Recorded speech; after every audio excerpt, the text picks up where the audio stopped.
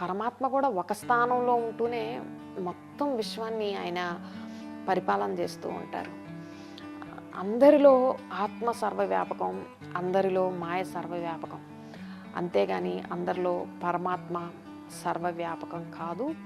అయితే అది యద్భావం తద్భవతి అని, అది మనిషి యొక్క మన భావన. అంటే అనాదిగా అంటే ప్రజలు ఎవరైతే ఉన్నారో వారు ప్రతి ఒక్కరిలో మనం పరమాత్మని దర్శించాలి అంటే నిజంగా అక్కడ పరమాత్ముడు ఉన్నాడని కాదు.